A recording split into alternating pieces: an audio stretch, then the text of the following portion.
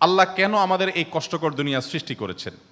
তিনি তো সব জানেন, আগে থেকেই জানতেন এই দুনিয়া কঠিন আর অধিকাংশ মানুষ জাহান্নামে যাবে, অধিকাংশ তাকে বিশ্বাস করবে না, অধিকাংশ পাপ করবে। তা জেনেও আল্লাহ কেন বানাইলেন? অনেকে চিন্তার স্বাধীনতার কথা বলেন যে আল্লাহ স্বাধীনতা দিয়ে পাঠাইছেন, তাই পাপ করলে দোষ মানুষেরই। কিন্তু আল্লাহ তো এটাও জানতেন যে স্বাধীন হলেও অধিকাংশ মানুষ পাপই করবে। তাহলে কি বলা যায় আল্লাহ জাহান্নামে যাওয়ার জন্যই আমাদের বানাইছেন? এটা কি জুলুম না? ভাই আহমদ মুসা, এই প্রশ্নটি আপনার মতো আরও হয়তো অনেকের। আমরা এই প্রশ্ন উত্তরে অনেক দীর্ঘ আলোচনা করতে পারলে ভালো হতো, কিন্তু আমাদের হাতে সেই সময় নেই। আমি খুব সংক্ষিপ্তভাবে বলার চেষ্টা করি। প্রথমত, আল্লাহ সংক্রান্ত যত প্রশ্ন আছে আমাদের, এই বেশিরভাগ প্রশ্নের গোড়ায় একটা বড় ধরনের গলদ আছে। সে গলদটা হলো, আমরা আল্লাহকে আমাদের মতো ধরে নিয়ে প্রশ্ন করি। অর্থাৎ আমি আপনি সাধারণ মানুষ সৃষ্টি, আমাদের যে সীমাবদ্ধতা আছে, আমাদের যে জায়গাটা আছে, আল্লাহ রাব্বুল আলামিনকে সেই জায়গায় বিবেচনা করে আমরা প্রশ্ন করি। এটা হলো প্রশ্নের গোড়ায় গলদ। যেমন কেউ যখন প্রশ্ন করে যে আচ্ছা, আমাদেরকে আল্লাহ সৃষ্টি করেছেন, তাহলে আল্লাহকে কে সৃষ্টি করেছেন? নাউজুবিল্লাহ, এরকম প্রশ্ন অনেকে করেন। এই প্রশ্নটার অন্তঃসার শূন্য এবং গোড়ায় গলদ। কারণ আপনি নিজে সৃষ্টি, আপনি জানেন যে কোনো ক্রিয়া ছাড়া কোনো কর্ম হতে পারে না। সেজন্য আপনি নিজে সৃষ্টি হয়েছেন, আপনার স্রষ্টার সন্ধান করছেন যে আমি সৃষ্টি যেহেতু হয়েছে, আমার স্রষ্টা নিশ্চয়ই আছে। ভালো কথা। এখন আল্লাহকেও আপনি আপনার মতো করে ভাবছেন যে তাহলে তারও স্রষ্টা দরকার। তারও যদি স্রষ্টা থাকে তাহলে তিনি স্রষ্টা হলেন কিভাবে? আল্লাহর যদি আবার স্রষ্টা বিবেচনা করা যায়, চিন্তা করা যায়, কল্পনা করা যায়, তাহলে তিনি স্রষ্টা হলেন কোত্থেকে? তাহলে তিনিও তো আমার মতো সৃষ্টি হয়ে গেলেন, যে তারও আরেকজন যদি স্রষ্টা থাকে। আল্লাহর কোনো স্রষ্টা থাকবে না, তিনি নিজেই স্বয়ং সম্পূর্ণ। এটা তো অবশ্যম্ভাবী, কারণ সৃষ্টি জগতের আমরা সবাই যখন সৃষ্টি, তাই সকল সৃষ্টির তো স্রষ্টা দরকার। তো স্রষ্টার যদি আবার মনে করেন যে তার আবার সৃষ্টিকর্তাকে, তাহলে সেক্ষেত্রে তিনি স্রষ্টা হলেন কই? তাকে তো আপনি আপনার মতো করে ভাবছেন। তো এইরকম গোড়ায় কিছু গলদ থাকে। এই প্রশ্ন উত্তরে আমি বলি, কোরআনে কারিমে আল্লাহ তাআলা বলেছেন, লা ইউসআলু আম্মা ইয়াফআল ওয়া হুম ইউসআলুন। মহান আল্লাহ তাআলা তার নিজের সত্তা সম্পর্কে বলছেন, তিনি যা কিছু করেন তার এই সমস্ত কাজের জন্য কারোর কাছে তিনি জবাবদিহি করতে বাধ্য নন। কারণ তিনি তো মহান সৃষ্টিকর্তা, তার তো কোনো স্রষ্টা নেই, তার উপরে কেউ নেই, তিনি কার কাছে জবাবদিহি করবেন? তার কোনো কাজের জন্য তিনি কারোর কাছে জবাবদিহি করেন না, কিন্তু সবাইকে তার কাছে জবাবদিহি করতে হয়। এখন আপনি যদি আল্লাহর কাছে কোনো বিষয়ে প্রশ্ন রাখেন, আল্লাহর ব্যাপারে আপনার যদি প্রশ্ন জাগে, তাহলে তার মানে আপনি আল্লাহকে জবাবদিহিতার আওতায় আনতে চাচ্ছেন। মহান সৃষ্টিকর্তা যিনি সকল কিছুর সৃষ্টিকর্তা, তাকেও যদি আপনি জবাবদিহিতার আওতায় আনতে চান, তাহলে তিনি মহান সৃষ্টিকর্তা হলেন কিভাবে সম্ভব? এবার আসা যাক, প্রশ্নে আপনি লিখেছেন যে বেশিরভাগ মানুষ জাহান্নামে যাবে, আল্লাহ জানেন, তাহলে আর দরকার ছিল কি তৈরি করা? এখন এখানে রুটিন দায়িত্বপ্রাপ্ত উপাচার্য মহোদয় আছেন। যদি বলা হয় কোনো শিক্ষা প্রতিষ্ঠানের প্রধানকে যে স্যার, আপনি জানতেন আমরা বেশিরভাগ ছাত্র পরীক্ষা ভালো করব না, আমরা আন্দোলন সংগ্রাম নিয়ে ব্যস্ত ছিলাম, পরীক্ষাটা ভালো হবে না, আপনি জানতেন স্যার, তারপর আপনি পরীক্ষাটা কেন দিলেন বলেন? কোন কথার উপরে ঠিক? পরীক্ষা দেওয়া হয়েছে কেন? এই জন্য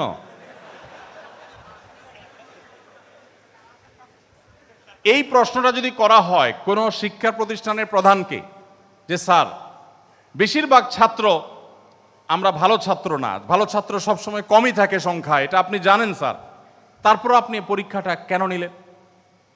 স্যার যদি পাল্টা প্রশ্ন করেন, পরীক্ষা যদি আমি না নিতাম, তাহলে তোমরা বলতো স্যার আমরা পরীক্ষা দিয়ে দেখতেন, সবাই পারতাম। এ কথা বলার অপশন থাকতো কি থাকতো না? স্যার আপনি পরীক্ষা দেন নাই কেন?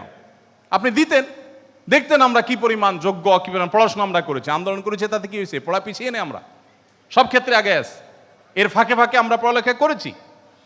তাহলে আল্লাহ রাব্বুল আলামিনকে আপনি একই প্রশ্ন করতে চাচ্ছেন যে আল্লাহ বেশিরভাগ মানুষ তো জাহান্নামে যাবে, আপনি জানেন, তাহলে সৃষ্টি করলেন কেন?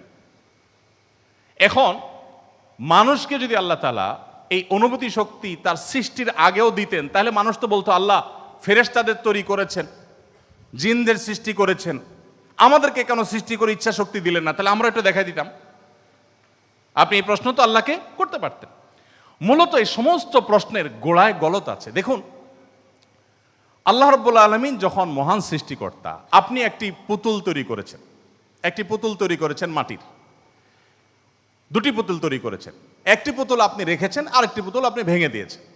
এখন আমি যদি আপনাকে প্রশ্ন করি, ভাই কাজটি কি ভালো হলো? একটা পুতুল রাখলেন আর একটাকে ভেঙে দিলেন, কেন এরকম করলেন? আমার এই প্রশ্ন করাটা আপনাকে যদি আমি জবাব দিই তার আওতায় আনি, যে আপনাকে বলতে হবে এটা ইলজিক্যাল কাজ, কেন করলেন? আপনাকে প্রশ্ন যদি আমি করি, এই প্রশ্ন করার কি অধিকার আসলে আমার থাকার কথা? আপনি পুতুলটা সৃষ্টি করেছেন মাটি থেকে, করে আপনার একটা ভালো লেগেছে রেখেছেন, আর একটা ভালো লাগেনি ভেঙে ফেলেছেন। পৃথিবীর কোনো মানুষ আপনাকে জবাব দিয়ে তার আওতায় আনতে পারে, এই অধিকার আছে কারোর? থাকার কথা না। এটা একান্ত আপনার ব্যাপার। আল্লাহ রাব্বুল আলামিন যখন কিছু মানুষকে জান্নাতে দিবেন, কিছু মানুষকে জাহান্নামে দিবেন, জাহান্নামীদের সংখ্যা অনেক বেশি হবে, এই সংবাদ জানার পর আমার মধ্যে তো এই তাড়া কাজ করার কথা, যদি আমাকে জাহান্নামে যেতে হয় তাহলে আমার পরিণতি কি হবে?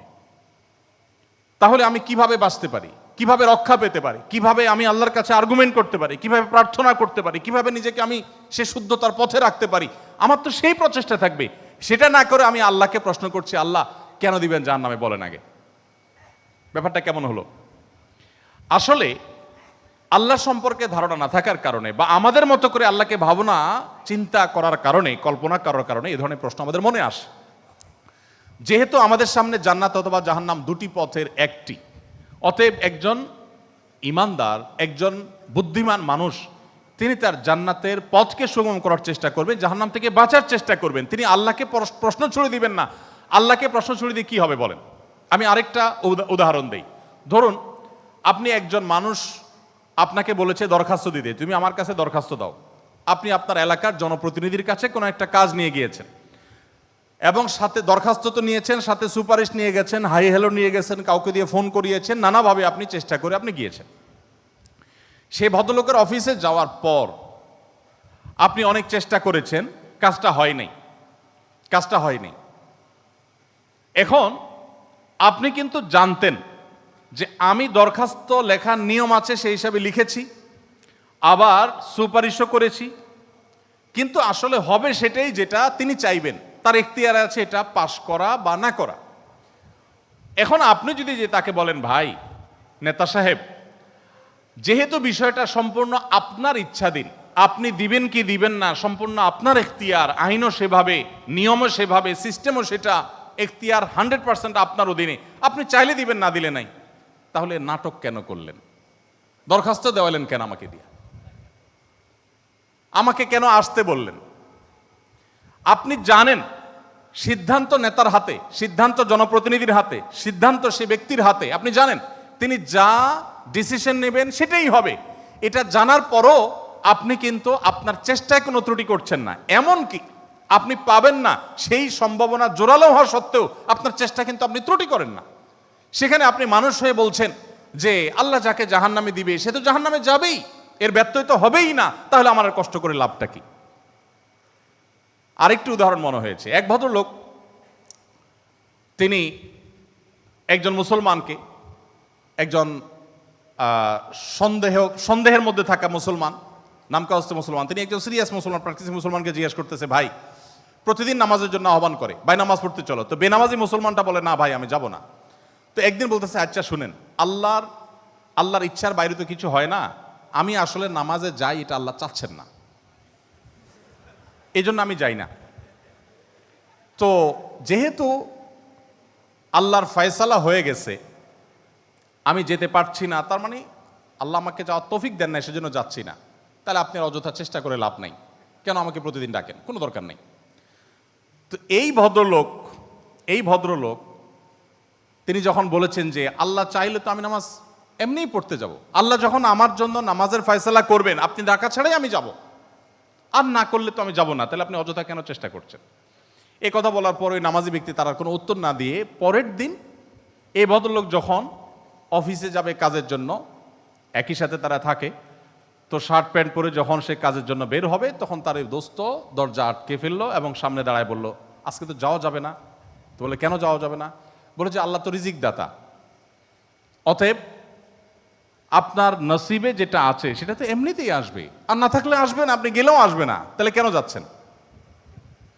রিজিকের ব্যাপারে আপনি নামধারী মুসলমান হিসাবে, নামসর্বস্ব মুসলমান হিসাবে আপনি বিশ্বাস করেন যে রিজিকে যা আমার বরাদ্দে আছে সেটা আসবেই, কিন্তু আমার চেষ্টা আমাকে করতে হবে।